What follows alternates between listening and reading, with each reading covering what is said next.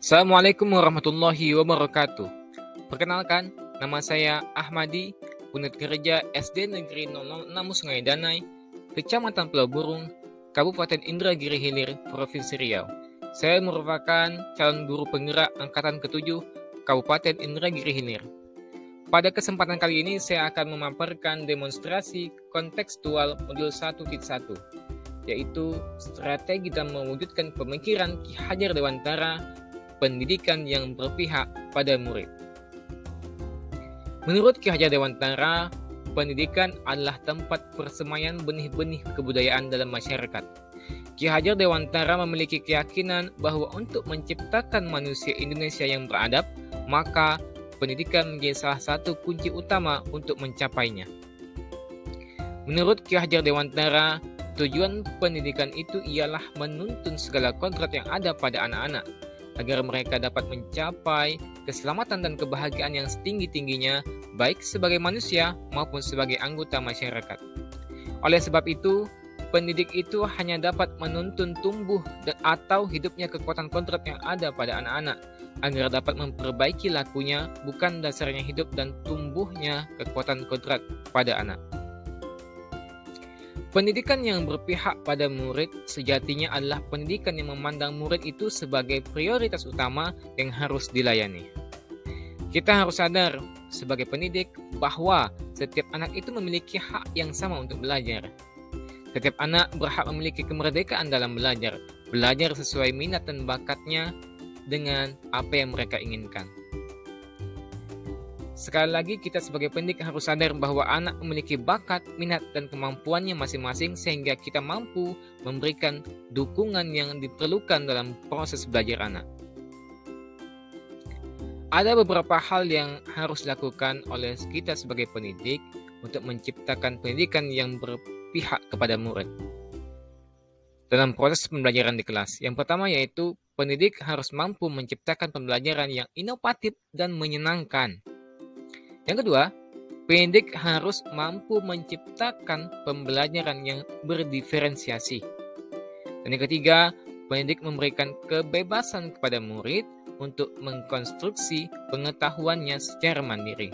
Dan yang keempat, pendidik memberikan kemerdekaan kepada murid untuk memanfaatkan sumber belajar yang ada di lingkungannya. Nah, apa yang kita harapkan dari keempat hal yang harus dilakukan oleh guru tadi, bahwa kita berharap anak belajar tanpa adanya tekanan. Kemudian, anak menjadi mandiri tanpa merasa takut salah.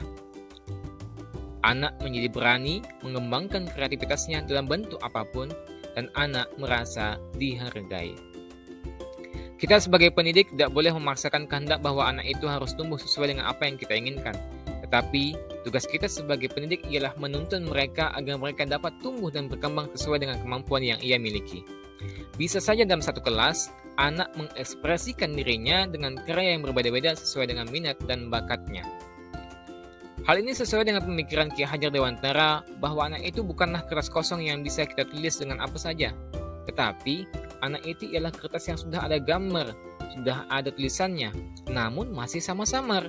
Dan tugas kita sebagai pendidik ialah menuntun mereka untuk menebalkan garis yang samar itu agar memperbaiki lakunya menjadi manusia yang seutuhnya.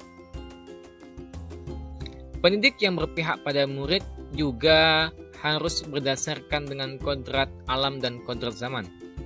Pendidikan sejatinya menuntun anak mencapai kekuatan kodratnya sesuai dengan alam dan zamannya sendiri. Proses pendidikan pun harus dinamis, tidak boleh statis, harus menyesuaikan dengan zamannya, agar mereka dapat bersaing dan berkembang sesuai dengan perkembangan zaman.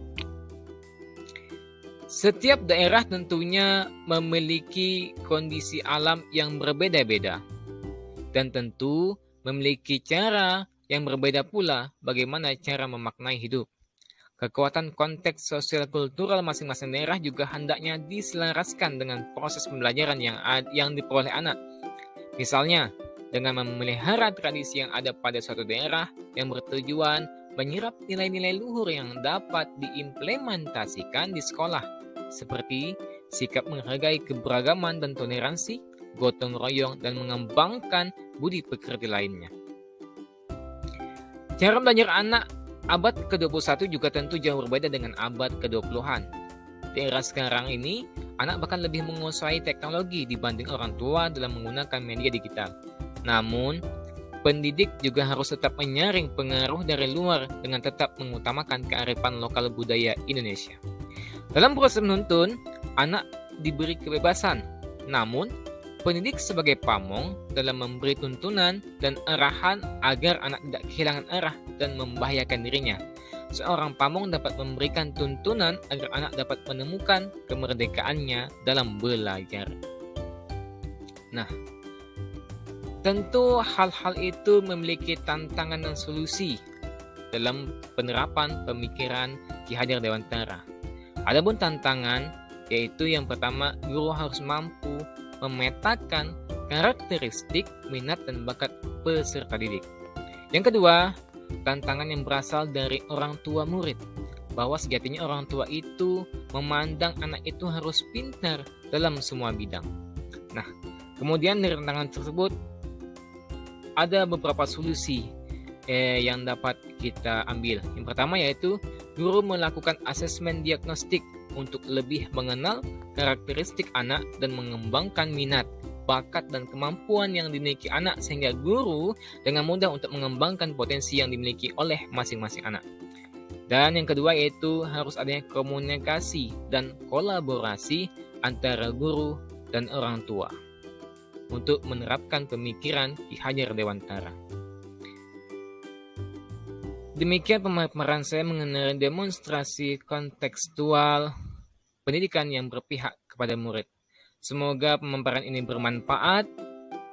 Saya akhiri dan saya ucapkan terima kasih. Salam guru penggerak. Assalamualaikum warahmatullahi wabarakatuh.